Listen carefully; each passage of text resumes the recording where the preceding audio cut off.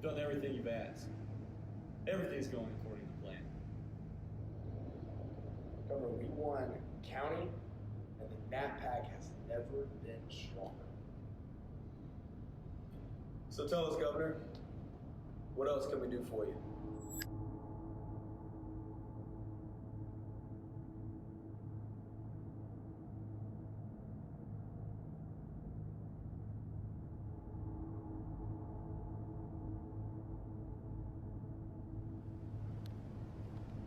I got it from here.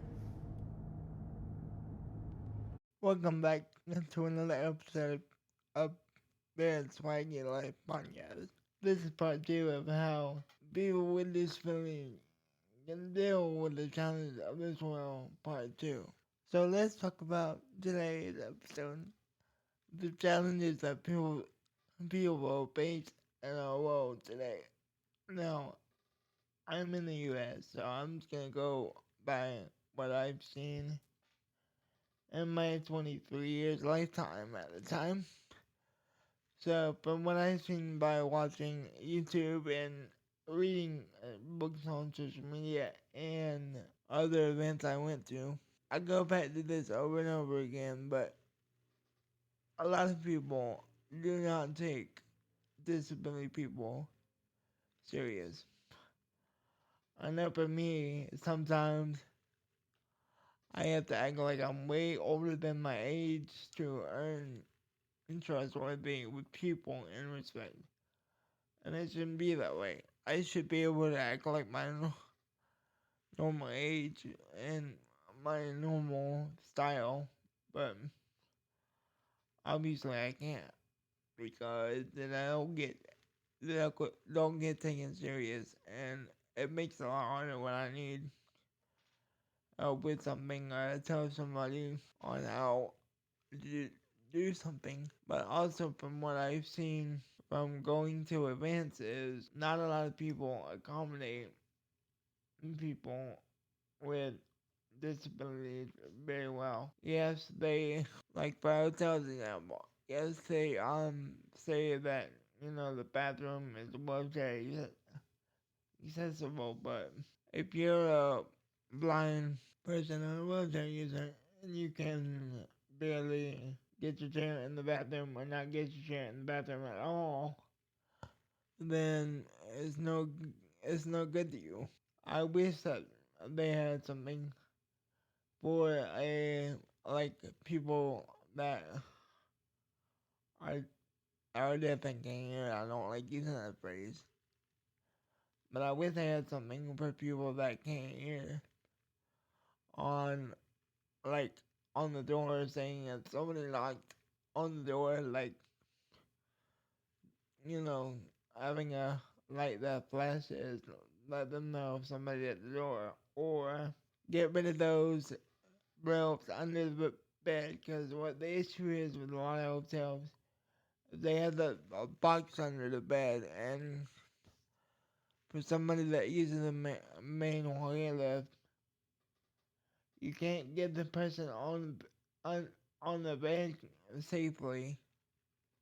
It can be done very dangerously and not safe at all, and they can easily fall and get hurt. Trust me, I can speak from experience. I can't tell you how many times I got bruised up by the manual hair lift, and I'm glad that I'm able to sleep in my chair when I'm going to a hotel room. But also, for people that want to do that, they should have the option, or advertise the option of, taking the box out that is under the bed or attached to the bed, however they do it. Because if hotels listen to people with disabilities, that's the number one problem. And really, I feel like for the hotels that can remove that box, I think they need to advertise that on their website. Now, I could be wrong by the time this is being, out there, but I haven't seen the websites that I visited to in the hotels that they don't advertise it. You don't know unless you ask. But if they advertise it, then I think they would have more customers. I really do, cause it's like, oh yeah, we can stay here, cause I can get in the bed safely and sleep nice. I just wish that as an accessible bathroom, as another issue that I see other people face, not just me. They call it a accessible bathroom all because it's got a handle right beside the toilet where you can balance yourself on. That should not be the case. Or they say it's an accessible bathroom, but there's a lip that you have to walk over. And I know by watching YouTube videos and using my smarts, I know people that are blind or critically visually impaired, when they have to step over into like the shower bathtub, that's easy fall risk, as well as people that can walk that have cerebral palsy, as is myself.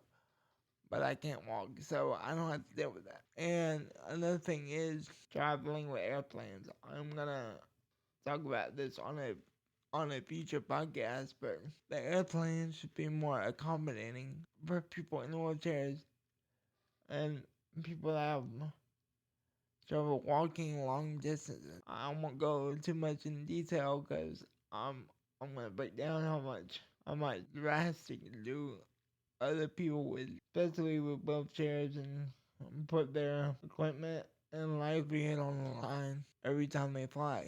And trust me, the numbers are very small, but they're very dramatic. And I'll share some of my experiences. So I kind of touched on this earlier, but what are some solutions we can come up with to improve the stigma and solution that we deal with today? One of my solutions is having guidelines on what accessible rooms are hotels, but also encouraging people with disabilities and other business owners, like encouraging both sides to one do a survey, not just at hotels, but like, okay, what do you think we can do to improve on the scenario? And I know as people sometimes you might be thinking, oh, this survey is gonna take away my time. Honestly, why I like doing surveys and not just like, boring ones like McDonald's or Amazon, for example. How are you satisfied with your delivery? It's like, what can we do to be more included in terms of the disability aspect, as well as the what can we do to make it better?